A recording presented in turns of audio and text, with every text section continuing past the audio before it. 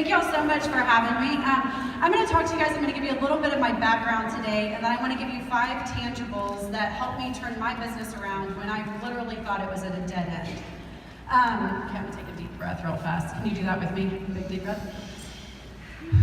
Okay, I'm ready to go. All right, so I get a lot of times, in fact, I was telling my coach, I got a message from someone that I've worked with for about a year, and she ended up signing with another team, which I welcomed her to the family. I was so happy for her, but I asked, what made you go with another team instead of with ours? And she's like, well, you're just too perfect, and I know I couldn't do that.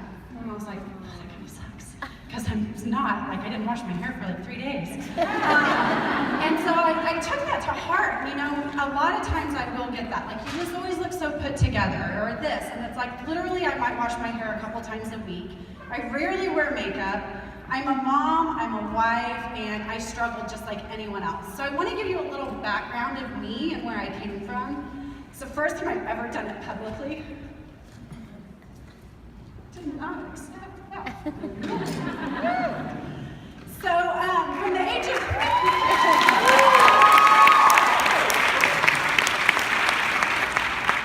age of 13 on, I grew up in a home full of addiction and rejection. My parents were divorced when I was 2. I lived with my mom and my stepdad in an amazing home, like full of love. It was awesome. And at 13, I came into like the biggest mean girl scenario that you could possibly imagine a child to go through at that age. They called me names that I didn't at that time in my life. I know now, but I had no idea what they were calling me then. They would put powdered donuts in my seat at lunch if I was wearing black pants, so that, I'd stand up and it would look real awesome to everybody else when I would walk by.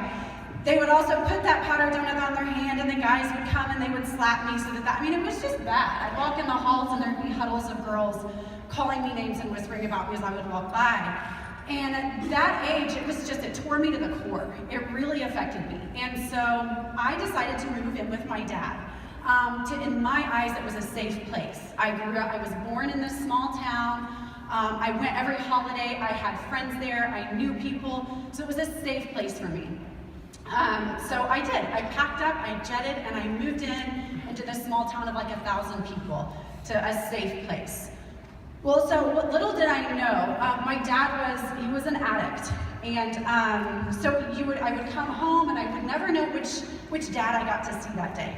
Was it going to be the dad that was super proud of me for, my accomplishment in basketball or my grades or my track meet?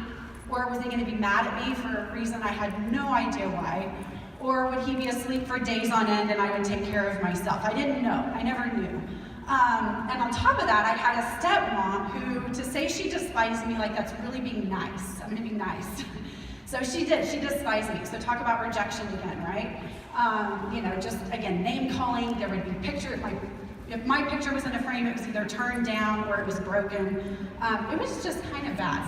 So let's fast forward, 21 years old, my dad, totally clean and sober, he's totally great. He's divorced from my stepmom, thank God.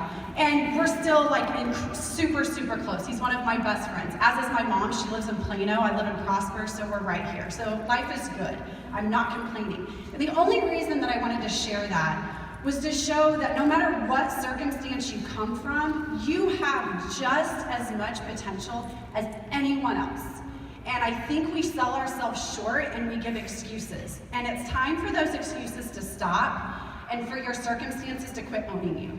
And for you to own it and to make the right choice, because it's just a choice. I could have used it to go down one path and I didn't. In fact, I tell my dad today, I'm so thankful that I grew up like that because I know exactly what not to do.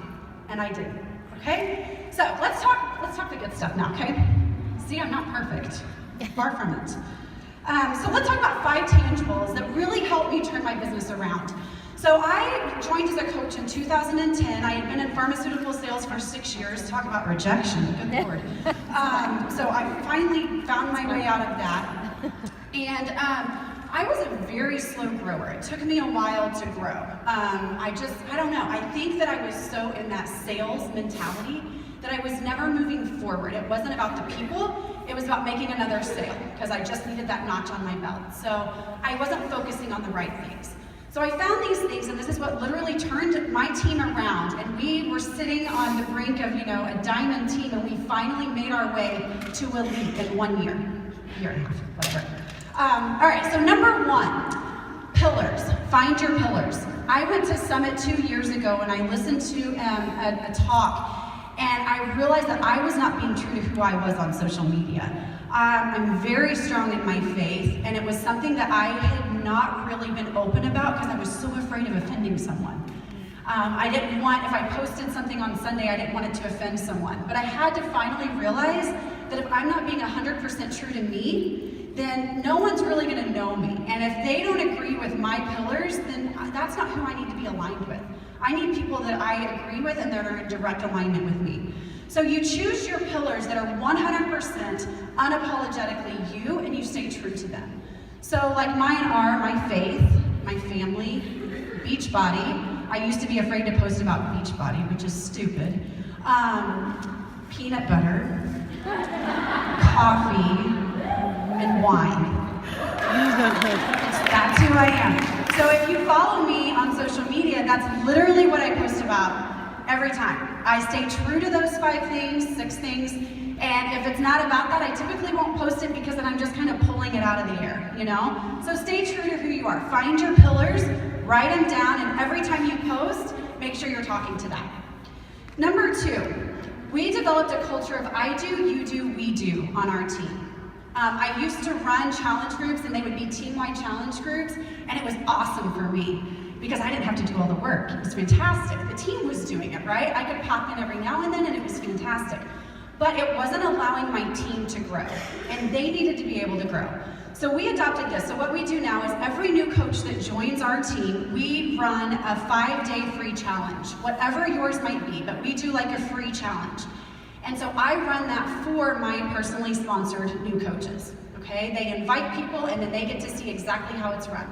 From that, we transition them into a paid group where they invite, they split the responsibilities with me, okay? So they're posting, I'm posting, and after that, they're on their own. They're never on their own, but from that point on, they know exactly what to do. So now they do, okay? So they know exactly how to go run a challenge group. They have all the posts if they want them. They have pictures if they want them, whatever. But now it's their responsibility to do it, and it's very easily duplicatable because now they can teach their coaches that exact same thing. Number 3, we developed a team culture. I didn't have a team culture, and it never dawned on me. We were on the brink of being an elite team, and we were still riding the coattails of our uplines team. And my coaches expressed to me at Platinum Edge last year, we sat and we talked, and they felt lost. They didn't get that attention. My personally sponsored coaches did, but my downline didn't. So we finally broke off, we split off from that, and we developed our own team. And we came up with a team name that was, again, true to our pillars. So it's the Iron Legacy, which is based off of Proverbs 27:17. So that, again, I knew that we were being true to who we were.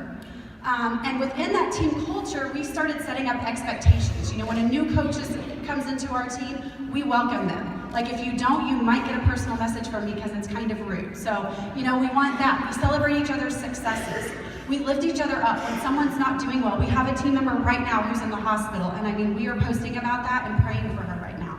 So we developed this culture. We also share everything. I share everything with my team. They have access to my Google Docs. They have, we do a team calendar so that we're all on the same page.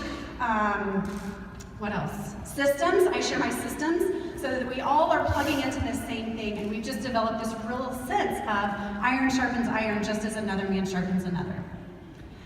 Number 4, personal development and staying the course. Are you guys sick of hearing about personal development? Oh my God, I was. You know why?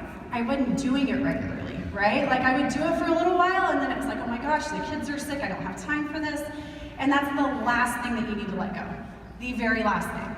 I wasn't staying true to my personal development, so therefore I wasn't having the true belief and confidence that we actually could accomplish what we were setting out to do. We knew we were on the brink of it, but we didn't believe it. I didn't believe it. So I had to really have a gut check and make sure that I was doing personal development every single day. I get up an hour before my family does. I have my coffee, my quiet time with the Lord, and my personal development every single day. That is the one thing I will not let take a backseat. And I also stayed the course. I had to make sure that in my business I was staying the course. I mean, we all know that Facebook is like a frickin' roller coaster, right? And some days you have this amazing post and you get like 1 like. And then one that you pulled off, you copied off of someone else's and it gets like 150 likes. You're like, what the heck just happened? So you just have to stay the course. People are watching all the time. And if you stop posting and if you stop believing in your business and if you stop believing in you, they're never gonna know, because when they are ready to take that leap, you won't be the one that they think of. So stay the course in your business. The very last thing is events. Just like this, you have to attend events and your teams have to attend events. And I say that because my big turning point was at leadership 3 years ago. I was invited as a guest and I didn't even qualify. I was invited as a guest and I swore right then and there, first and foremost, I would qualify for the next leadership, which they had upped from 2-star to 5-star, and that I would never miss another one. So I've gone to 3 leadership events now, and they have changed my life, they have changed my team, and they have changed my business. So events are huge. Get your team to events. If you have the potential to be an elite coach or a 5-star coach and get to those events, bust your rear, pull together as a team, and make sure that you get there, because it will change your business. Thank you guys so very much. I hope that you at least got a little more.